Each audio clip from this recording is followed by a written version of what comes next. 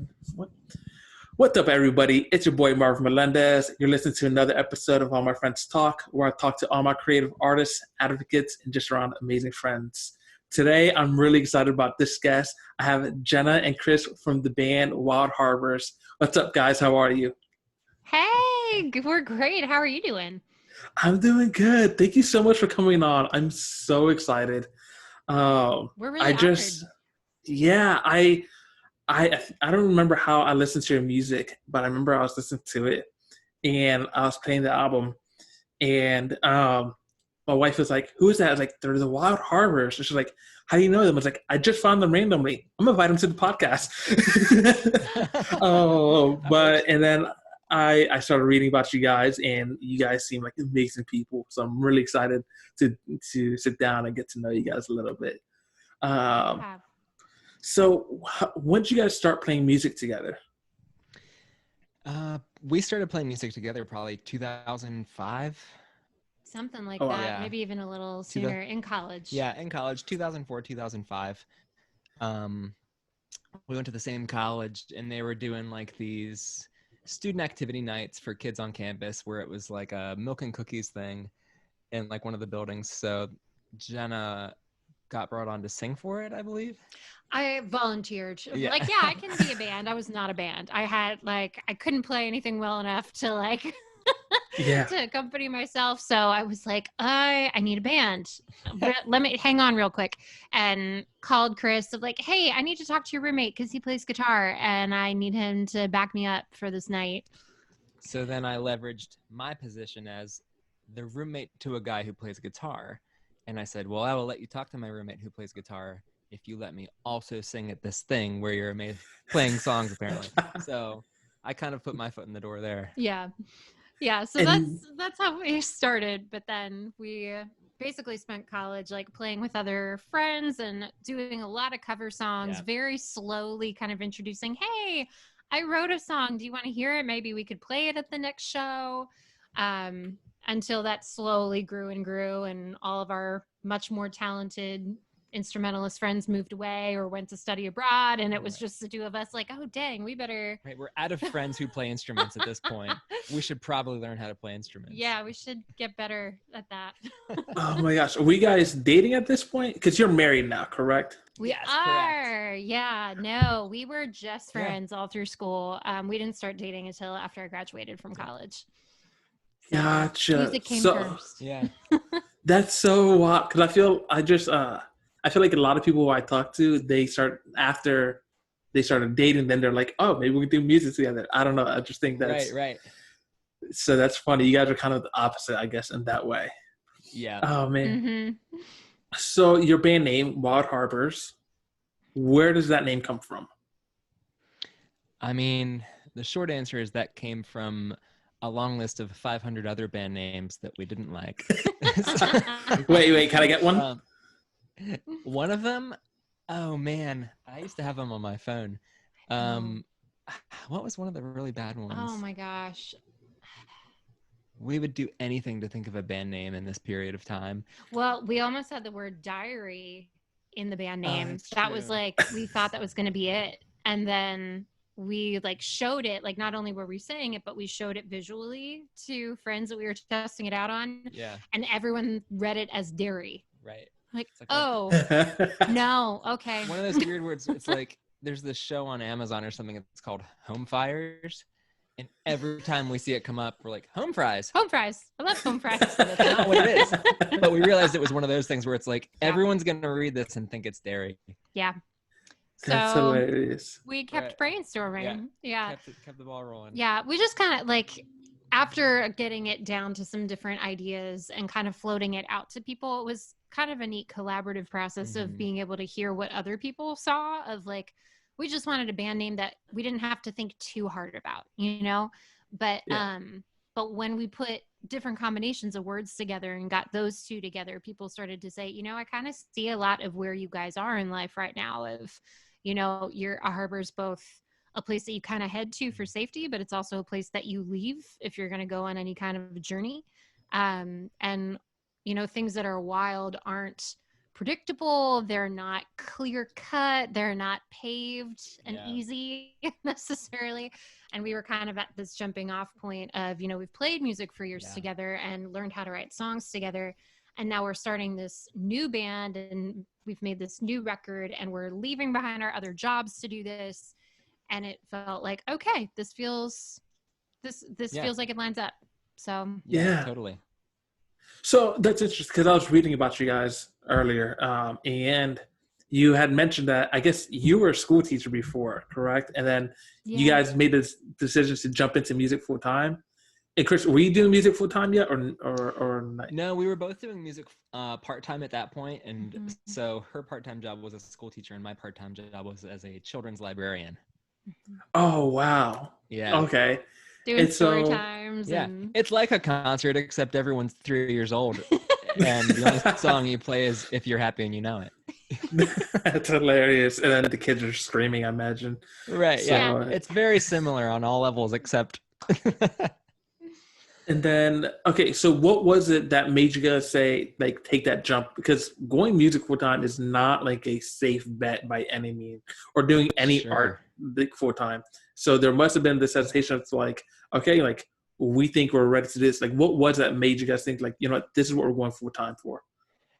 I think it was probably just the natural outflowing of living the last 8 years in a place where we kind of held everything very loosely and said like, well, let's just see where like the Lord takes this. Like we've been working jobs and we've been sort of keeping our hands open of like, all right, we're not buying a house yet. Cause who knows what's going to happen. Like if we're going to like uproot ourselves or do something like, and we'd lived that life for literally 8 years. And at some point it was kind of like, all right, like we've kept so many options open, but what's the point in keeping all these options open if we're not going to be brave enough to move forward on any of them if the event presents itself? So it was kind of just one of these nights where it's like, we need to talk. Like, let's go walk and get ice cream because every important talk needs ice cream. So that's our balm for like having to talk about serious things. I need a dessert. Right? Well, if we're going to have a serious talk, I need a treat. So it was kind of like, all right, between like figuring out where we're going to live or like figuring out what we want our jobs to look like, all these things, like it was kind of like, why don't we just pick one right now and start focusing on it? And let's just move towards that as if that's the thing. Yeah. And if it's not, that door's going to close and we can move on instead of just keeping everything kind of at an arm's length. So we picked music first and said like, let's figure out what we're doing with music. Like, I think we both want to experience what it's like to give that our full attention and our full time. And God's very kind to us in that it's not like we had to do this big thing where it was like full-time jobs to quitting everything and doing music. Like we'd been scaling back our work for years and years just as stuff picked up more and more progressively. So we were already in a place where kind of, you know, half of our work week was already doing that anyway, but it was still realizing there's no point where the cliff is low enough that it doesn't feel like stepping off a cliff still. Like you still have to rip off that Band-Aid, and that still was scary. But it was just great to have a talk together and realize that that was what we knew we wanted to move towards intentionally together. Yeah. And I mean, for me, it was, you know, being able to come to a place where we both say, okay, we know this is what we want. It was the thing that scared me most. Like it's been funny for me to kind of reflect back. I've been doing a lot of that these past couple of years and like finding old journals or finding, you know, old songs that remind me of different things and remembering, man, you know, when I was in high school, I lived and breathed music and loved it so much and just like hung on the words of all these incredible songwriters. And that was so like such a part of my identity. And somewhere along the line, like I finished college and I started teaching and that got lost. And I knew I wasn't supposed to teach forever, but I didn't know what else it would be. And I was too afraid to face the reality that it might be something that was not safe. So I just didn't like, I would ignore it at any given possibility.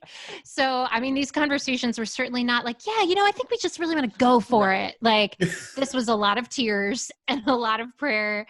And a lot of talking with our community and our friends around us and having them be able to echo things back to us of them saying, this has been a part of your journey the whole way through. Like this is such a not intuitive thing for people in their 30s to do, because most people are like becoming more secure and more entrenched Yeah. in their 30s. But like we've seen God working in this all along the way. And you guys know that God is taking care of you and you have people who love you. Like, what is the worst that could really happen here? Like, get real specific with that. And I think those kinds of questions were what made me start to realize, oh, okay, fear is really holding me captive here, but it's just this like generalized fear of, well, what would happen? What if we fail? And getting specific with it was, oh, okay, you're right. Like, I don't think we would end up on the street, because we do have people who care about us. And if we had to, we could come knocking on their door and say, hey, we need a place to stay for a little bit. Like, and I mean, it hasn't come to that, thankfully, though we have, like, in order for this to happen, we've had people open their doors to us of saying, you're not destitute, but to make this move easier, why don't you come live with us for a little while? So that you Wow. can, like, as we were preparing to move to Nashville and buy our first home and things, like, it's stuff like that has been just confirmation after confirmation of, oh, okay, stepping out into something not defined has been basically inviting God to prove that he loves us.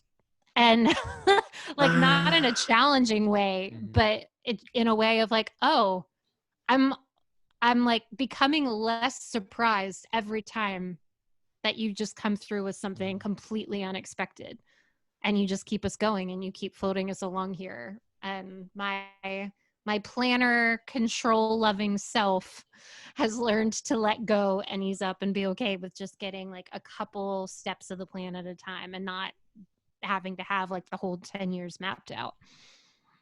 Yeah, that's so wild because I mean, I just would imagine that you're a planner. My wife's a teacher as well. And Oh. yeah, and most of my well, not most, but a lot of my college friends became teachers. So, Yeah. and one thing that almost all of them have in common is that they're organized and they know what's coming the next day and the week after. Even this week, me and my wife were talking about the next few weeks.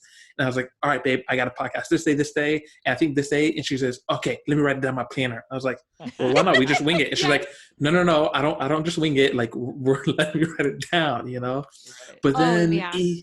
even as like I'm married, I'm married now. And so when we talk about me trying to move into the artistic world, it's like, okay, well, not only am I trying to do something that's risky, but then I'm also married.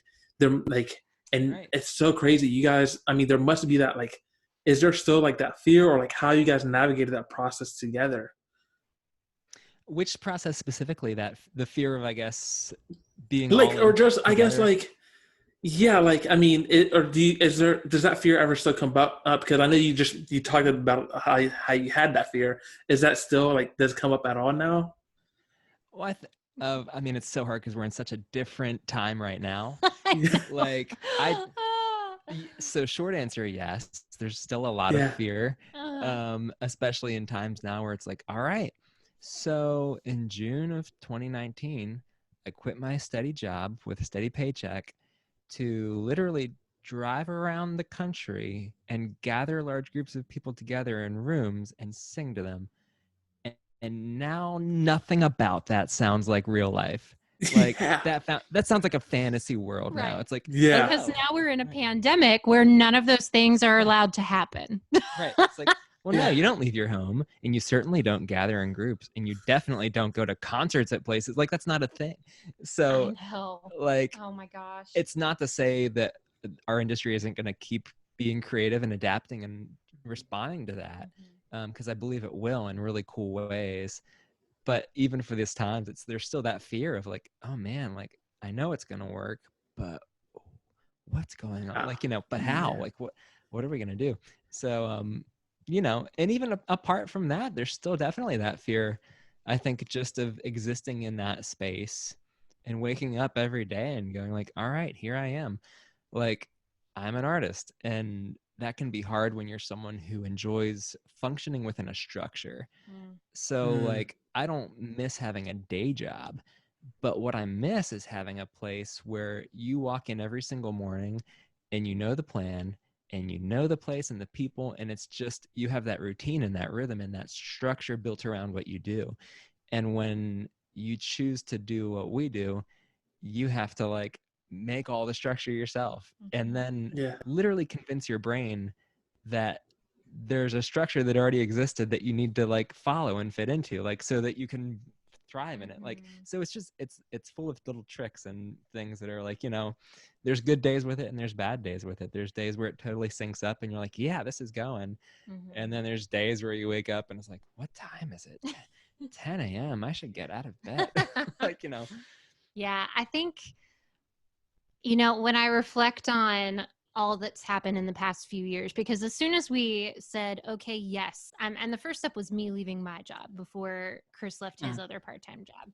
So being able to try and identify like what is the next right thing to do, what is the next step of the process has been really helpful.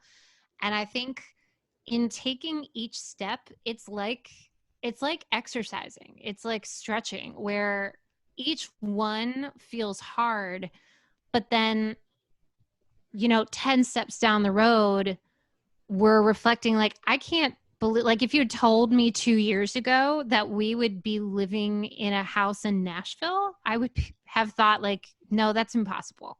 You know, like that's too much. There's no way. But the more that we step out and do things that are scary, the more we get used to it. You know, like it's like stretching those muscles of, okay, well, and so when things come along like a global pandemic, when nothing is predictable anymore, it's been a little easier to say, okay, yeah, I have no idea what this next year of our life is going to look like because all of our touring plans are out the window and all of these things. But I'm not nearly as panic stricken as I would have been several years ago when I did such a good job keeping everything orderly and planned that the second something came along and rocked it, like everything went into question, you know? So, yeah. So I want to ask you guys something because I mean, even throughout this talk and even in your music and on your website, something that seems to be a really common theme with you guys is your faith, right? Like you guys seem to really hold on to that, hold dear to that. But then you also mentioned the idea that you don't want to be a Christian artist per se. Is that correct? Sure. So do you find, is there like what do you do to balance that line between like being true to your faith without being the Christian artist? Yeah, it's such a hard question, but I think it's a question, I don't know, it's worth addressing. Like it's tricky because in the traditional sense, I do want people to know that we're Christians. Like I'm not trying to hide what I believe or who I am. I think there's nothing less attractive than someone who's disingenuous about who they are and like trying to like spin it so that everyone's fine with whatever it is, you know, that kind of like, I'll just fit in. And I'm not trying to have us be that. Like it's apparent that, you know, I think to most people that we're Christians, but I think I want to just be clear in the messaging for that of like, so we're Christians making artists. We are Christian artists, but Wild Harbors is not a Christian band in the sense that we're not explicitly creating content for the edification of the church in terms of a worship service or something like that. Like we're not writing songs just to have them show up on Sundays. Like there's so many other factors that go into our writing that I just, in the tradition, you know, and hearing that phrase of like, are you Christian? The thing that makes me buck against it is not that I don't want people to think I'm a Christian or that I'm trying to make what I would call Christian art. It's that we're not writing praise and worship songs. And I think the market for Christian art has become so narrow right now that to say you're Christian art is almost synonymous with saying it's praise and worship. And there, I mean, there's a whole, like, it's not praise. What we write isn't praise and worship. It's also not CCM pop. Because, I mean, there's, you know, in CCM, like contemporary Christian music world, like there's a pop vein, there's an alternative vein. And it's all like, okay, well, you know, like these are bands making music and maybe that it's not intended for a Sunday morning, but it can be played on these radio stations for, you know, that K-Love does. And there's a place and a time for that. It's just not really what we write. So I think, yeah, I think it's not so much about like who we are, but more about what we write, and not wanting to like, you know, I guess what am I trying to say? But basically, like, we write the songs that we feel Mm-hmm. called to write. And those end up being songs that both people who are Christians and are part of a church often understand, and they're songs that people who are not Christian and not part of a church understand. Yeah. And we feel like that's where we're supposed to be. Like, we are not here writing only for this specific group of people. Totally. Like, it really means a lot to us that our friends who aren't believers still listen to our music and really identify with it. And, you know, when Jesus taught in parables, he used a lot of agricultural language. He used a lot of just like really common pictures that anybody listening to him would be able to see and visualize and understand. And I feel like that's what we do.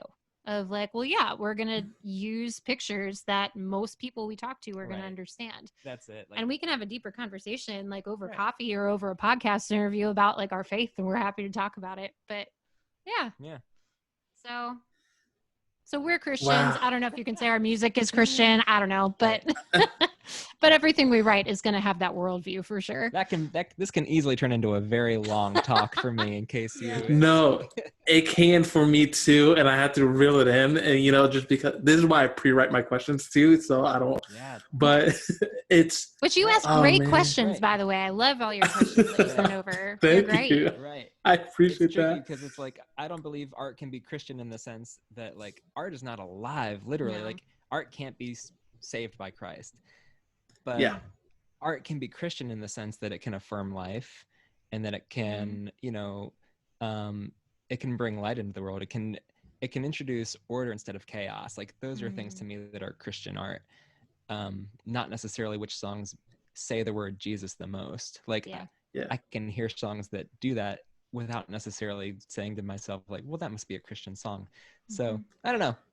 Yeah, I know. I mean, and I know there's some listeners here that aren't Christian, but I think something that's really interesting about, especially for people like you and other quote unquote like artists who are Christians, especially when you're writing from like a very authentic place, right? So like let's say the full extreme like evangelistic approach to Christianity, and say if you were to make that type of music where it's okay, here it's meant for the Christian radio station and people are going to feel safe to listen to it, right? You're in a sense you're excluding a whole lot of people who may want to hear and resonate something with you, and if they're not going to find it within the Christian world, they're going to find it somewhere, right? Totally. And there should be this sense of like love, which I think you guys just exude so much. And it's like, even just talking to you guys, I'm like, wow, you guys are amazing, you know? And there's really like a genuine sense of, there's a genuine sense of love that comes from you guys that I think that if you were like, I'm glad in a sense that you're making art that's true to yourself without compromising your faith, which gives people the license. It's like, oh man, I want to know more about them. You know, I think you're hitting the nail on the head right there. Is the thing we want from artists that we admire is not for them to try to create a thing that they think we might like, but we want artists to tap in and create out of an understanding of who they are, and from their own point of view, and to write from that place. And I think that, you know, like you said, there is music that is exclusively geared towards like that church culture, and that's great. Like there's a lot of it, and we're just not part of that, and that's okay, because that's just not the place we write from. And not to say that's not a part of who we are, but that just doesn't tend to be the lens that we start writing from when we're creating music. So you talked about before that there's like, when at least when writing, it kind of produced like I think more anxiety or like highlighted, was it anxieties or insecurities that were there? How, like, what did you mean by that, and like how you navigated through that? Yeah, especially for our last record, which was amazing. Thank you so much. Kind. Thank you. Yeah, a lot of those songs were written in a time where the top, or sort of the heartbeat of each song, was about something that maybe was feeling deeply important to us, but not necessarily something we'd had an open conversation about together.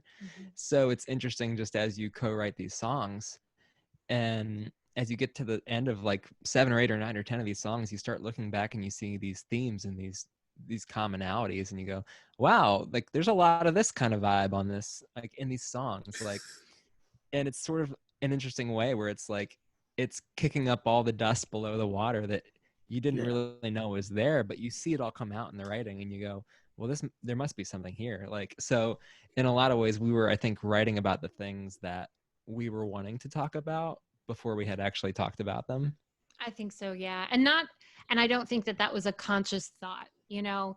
We strive to communicate with each other pretty openly, but we just celebrated our 9th anniversary, and if there is Congrats. anything, yay, thank you. And in 9 years, like, I mean, if there's anything that we've learned, it's that we still are learning all the time. Like, we're never done learning how to communicate and how to like dig down to deeper layers of what's really going on. Yeah. So I think songwriting can kind of expose those layers of like, you know, I don't even know that I'm like struggling with this idea of, hey, maybe I'm not supposed to be teaching anymore, and I don't know what else I'm supposed to be doing, but I'm writing songs that seem to be about taking risks and going even though you feel afraid. Right, yeah. And all of these things, like, so I think it just exposes some of those deeper undercurrents to at least my heart before I necessarily have the cognizant ability to know, like, oh, that's what I'm thinking about, and that's what I need to like work through. So it's therapy, kind of, you know? Yeah, I get that. I mean, not to plug my own stuff, but I used to do a lot of spoken word. And I remember when, I haven't done it in a while, but I remember one time I wrote a new poem and I showed it to my then girlfriend, who's now my wife. And it was like it was one of my heaviest pieces. And I was like, hey, babe, I got a new poem. Can I show it to you? She's like, yeah, sure. So I did it. And she's like, Marvin, I just need to know, are you okay? And I was like, I'm fine. She's like, no, but like we could talk about this. I was like, no, I promise I'm okay. But it's true, like when you're writing and stuff just gets unearthed that you maybe either didn't realize or like you're just healing from and not many people know about it. So like what were the conversations with you guys like once you realized like, oh man, this stuff just came up? Like were those conversations that were easy, smooth? Like what was it like? Yes. I mean, they were all over the board, you know, like some conversations were easy, some went well, some were really hard. And we really did loop a lot of other people in, because I think we, especially now, like being a band that is 2 people and not like there aren't other people in Wild Harbors. We love when we get to play with other musicians. But most of the time it's the 2 of us on the road. Sometimes having a third party in the room is the best possible thing, of just having someone else to say, okay, I hear you saying this and I hear you saying this, and this is what like I think is really going on, and being able to, oh yeah, okay, like you're right, this other like neutral party in the room, because you know, you speak through your own like vernacular and your own ways of that you're used to speaking in, but that's not always translating to the other person.